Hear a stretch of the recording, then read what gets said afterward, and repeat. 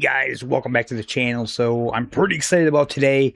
I just picked up the recent USA pack, I believe is what it's called, for Automobilista 2, and it's a really cool pack. You get a bunch of cars, you get a bunch of tracks. It's $19.99. It's funny because I've just seen people defending LMU for their current DLC, which you get 2 tracks for $20. You get Daytona, and I believe you get Laguna Seca. And that's it. You know, get 8 cars, just 2 tracks, $20. This DLC is $20. You get several cars, several tracks. We're going to go through the cars and the tracks, and then we're going to try some of these out, all in this video. So you get the DPi class here. So you get the Cadillac DPi-VR, which is this car here. I'm not sure. This to me looks like some kind of LMP type of car or prototype car, possibly. So these are all the liveries that you get for this thing. I've tried all these cars, by the way. They all drive really well. So then if we scroll down, let's see here which ones are first. Okay, so then we get the Formula USA. You get Formula USA 2023, Gen 1, Gen 2, and you get Gen 3. So the 2023 are the 2023 model Indy cars. Not licensed, but it's what they are. Then you have the Gen 1. I'm not sure what year these are, guys, so pardon me for not knowing my my racing history. Then you have the Gen 2, and then you have the Gen 3. And then outside of these, you get... Wait a minute. Was there another formula in this? No, I guess not. Formula Vintage. Then if we go down here to the GTs, then we get the GTE cars.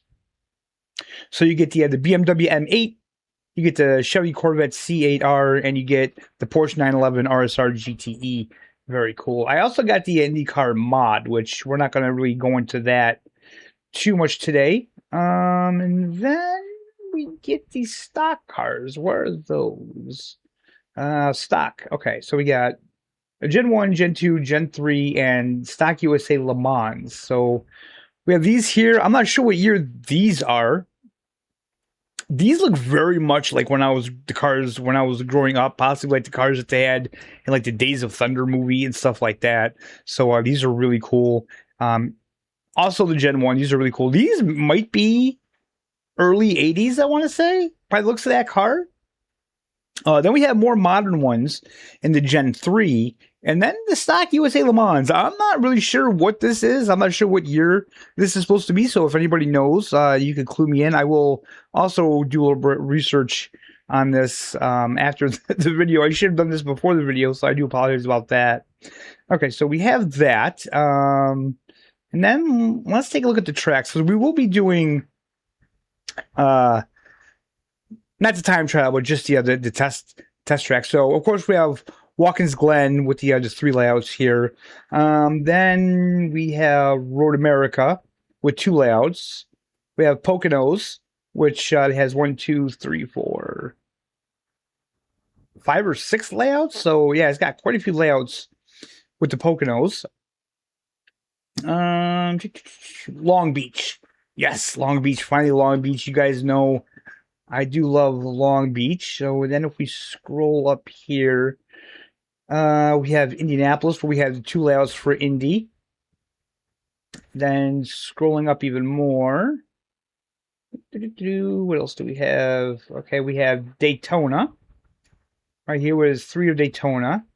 We have Cleveland, and I thought we had another one. Maybe that's it. No, maybe that's it. All right, so we're going to start in Long Beach. We're going to check out Long Beach with the 2023 model Indy cars here. Not going to do any races today. We just wanted to kind of go around the track, see what the cars feel like. Okay, so as you heard, I do have Crew Chief on. I was doing some races with this. So yeah, this is Long Beach in the IndyCar. Like I said, this is just really getting me excited for the standalone IndyCar game. Not gonna lie. And we're at a beautiful time of day here. This first turn always gets me. I should say I am not good around Long Beach, but God, I love it. I don't know why. You know, I hear that they call this the Monaco of USA, which I don't understand because I really don't like Monaco, but I love Long Beach.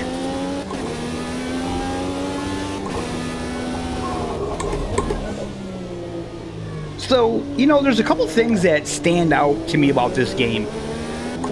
First of all, I think this is the perfect game if you're new to sim racing, right? Like if you're just getting into sim racing, of course, if you're on PC, this is the game to buy. The reason for that being is this is a sim. This is not a simcade. This has fairly realistic physics, I would say. It's got realistic tire models, all that. You can set the car up as much as your heart desires. But you also don't have to. You don't have to be a freaking, you know, engineer to get in this game and play it and have fun with the AI. That's where other sims are kind of lacking, I feel. Sorry guys, just gotta concentrate there. So, although yes, this is a sim, it's just, I feel it's more beginner friendly and more accessible to people that maybe aren't as experienced with sims as other people. Now second, and this may come as a shock, but a lot of people don't like the force feedback in this game. I absolutely love it. And I'm going to chalk that up to me having the majority of my racing experiences on console. Because I've heard a lot of people say with this game, they can't feel what the car is doing. I am the opposite. I feel what the car is doing more in this game than I feel like I ever have in any other sim I've ever played. So the only thing I can think of is because most of my experiences have been on console that, you know, I'm really missing out on force feedback. However, I will honestly say that I like the game Le Mans Ultimate. You guys know that. I've mentioned that in the past. I think their force feedback model is pretty good. I enjoy this better. I can literally feel what the car is doing more in this game. I feel like I can drive the cars harder in this game, and I feel like I can definitely figure out my mistakes in this game more than I can other sims that I've played. This game's really helped me figure out how to correct my mistakes. So yeah, I think it's just a fantastic game all around here. And another thing I will say is that when you get into this game and you get a new car, you can drive the cars. You know what I mean? They do all drive different, yes, but they're not undrivable. I haven't discovered a car yet in the game that I've tried, and I haven't tried all of them yet, but I've tried quite a bit of them. But I haven't found one yet that I've got in and was just like, this is undrivable. I cannot drive this. You know, and that is the case in other sims, like Project Motor Racing, like Project Cars 2, which I do enjoy Project Cars 2, but there are some cars in that, you know, I just cannot drive. And this game is built on the same engine. That is just wild. Whoa, took that way too fast. All right, so I don't want to spend too much time on one track, and I could spend all day just driving around Long Beach. Let's go to the next one. All right, so since NASCAR 25 is a thing on our channel, we have a series coming that has not gone away yet. I haven't forgotten about that, guys. And NASCAR 26 will be on the channel as well. I figured let's try one of the Gen 3 stock cars, the more modern day stock cars, and let's try it out at the Daytona NASCAR Tri-Oval. So I don't know why it's got the British flag next to my name. I don't know. I'm gonna have to try to figure out how to change that, because nothing against the UK, but I'm American, so let's hop in. I have not driven this car yet, I should say. I did try the older one, the Gen 2 NASCAR. That did drive tricky. That gave me, it's not like driving NASCAR 25 at all. So, oh, look at Daytona. Just at dusk. My God, it looks so good. Is this isn't. Okay. This isn't the same pit. Okay. I'm sorry guys. I was just hoping that this wasn't the same pit exit as the road course.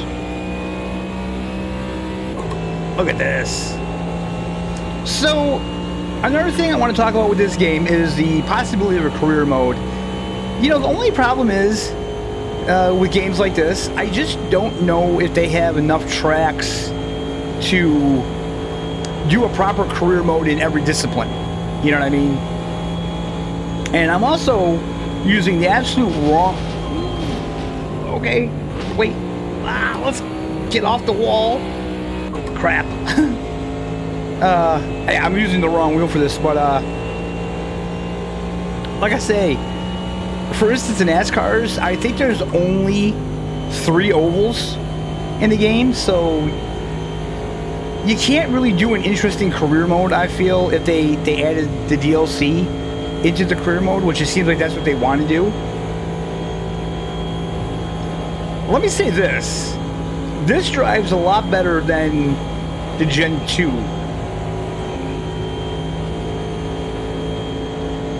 Gen 2 is pretty squirrely.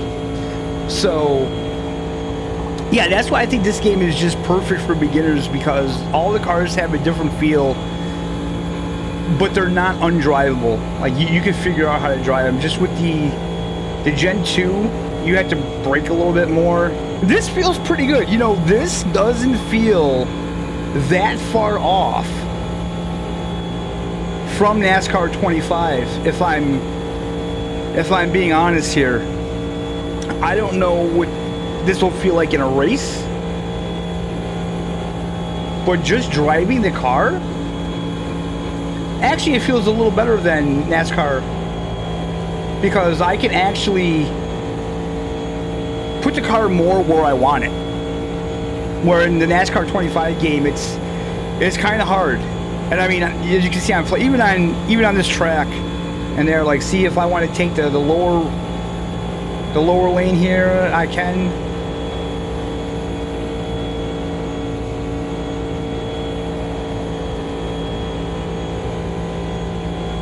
And let's see if I can stay up top. So I mean, the ovals, they're not too interesting, but I did want to just try them out.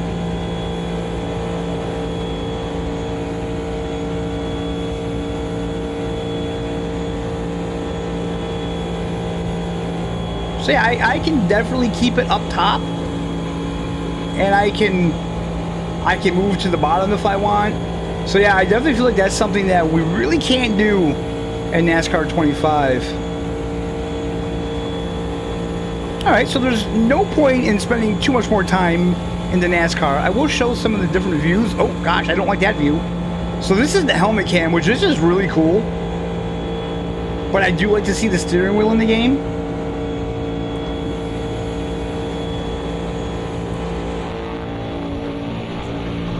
The cars sound so good in this game. Alright, next up is a Porsche 911 GTE up at Watkins Glen, and this is the version of the track without that first chicane. This is a very interesting one. I've never raced on this one in other games. I didn't even know this was a possibility, but I actually like it. So let's see how the GTE cars feel. Look at that. That Porsche looks so good, man. I like that Porsche. That purple and black. Purple black is my favorite color combination. I literally have a guitar that's black with a purple mirror pickguard and purple and black pickups. If you don't know what a pickguard is, I apologize about that. All right, let's see.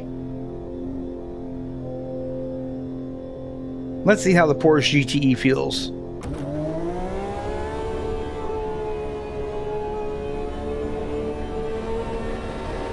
Watkins Glen, I like this track a lot. this is like a hometown track for me. I've been to Watkins Glen many times.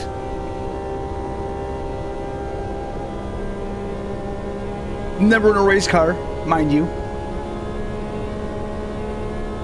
So yeah, on this straight, this is where normally you would turn for the chicane coming up, but this is just a long straightaway now. Oh, I don't even have the pedal all the way down. That's all right. Let's probably need to shift to second, maybe.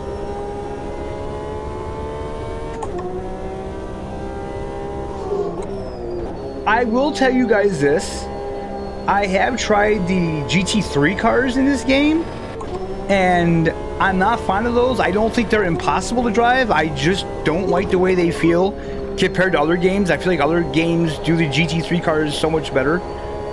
These feel good. Like this is fun, man. This is a fun one to drive.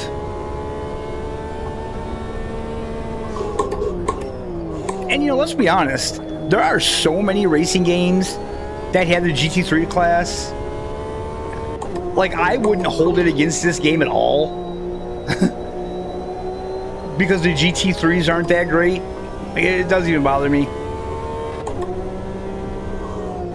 I can get the GT3 fix on Le Mans Ultimate, ACC.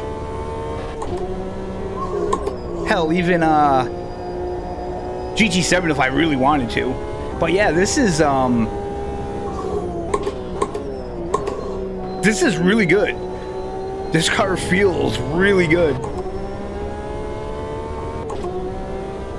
And see, that's what I mean. Like, if you want that kind of sim experience where every car, or I won't say every car, but you just don't know what you're going to get with a car, I guess if that's your thing, then that's cool. But like I said, this game, it feels like there's no surprises. It feels like if you could drive the cars,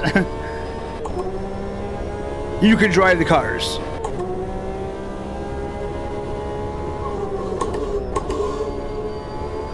But you know what? I think it's okay. I think it's even with the other sims where there are some cars that are just really difficult to drive that you can't drive. It's okay because those games are meant for the people that have more experience and want that. But like for me, this is super fun. I can hop in this game. I've already done so many races in this game. I feel like I've done more races in this game than I've done in any other of my racing games so far because, for one, the AI just doesn't completely kill you. Like when you set it, the AI, even at the lowest settings, the AI just doesn't wreck you like other games do. And that's annoying. And I mean, as far as I can tell, I think all of these tracks are laser scanned.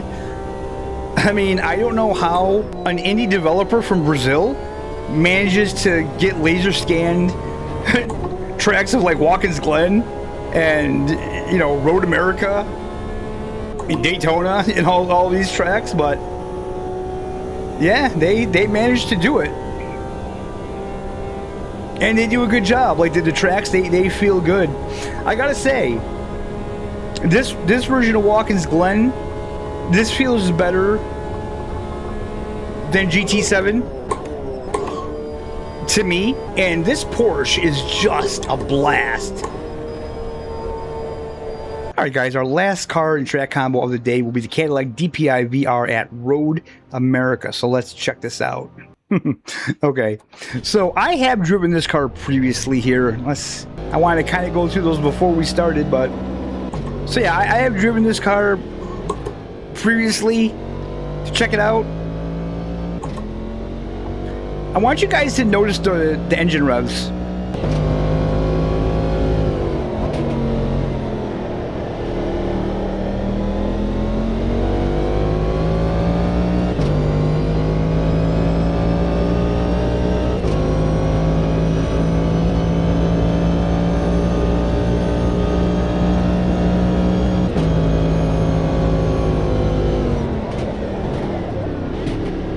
Listen to how deep they are. Very bassy engine revs, man. I'm not used to that in a car.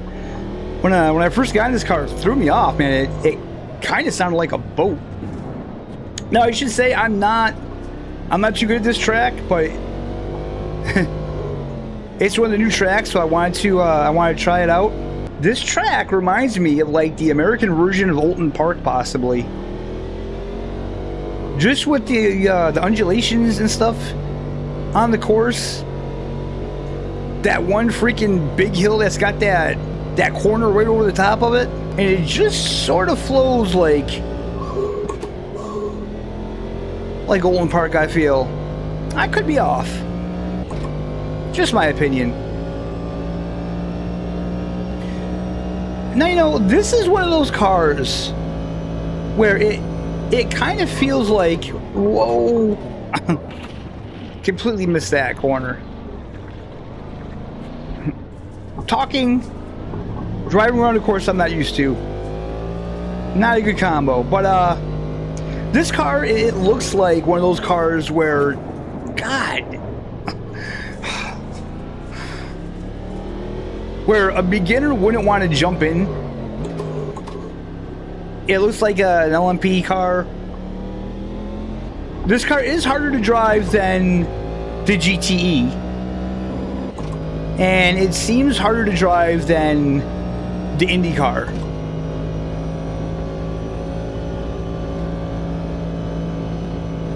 But for me to really be able to tell that, I'd have to take it around a track that I'm familiar with. You know, I'd have to take it around Watkins Glen or Daytona or Spielberg for me to really find out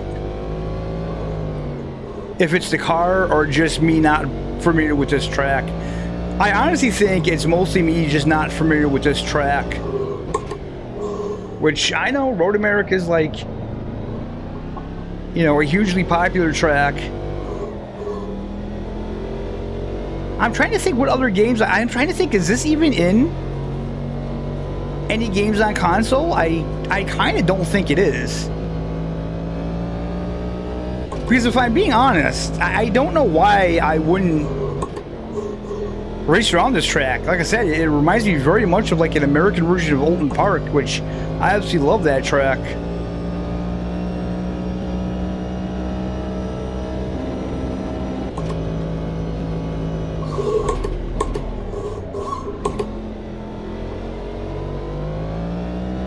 Alright, so this corner here gets me sometimes. Not today. We got it. Whoops, got to grass a little bit. Don't want to get on the grass. That freaking indicator sound, that rev limiter sound. Very strange. Listen, hear it? That's crazy. I don't like the way that sounds at all.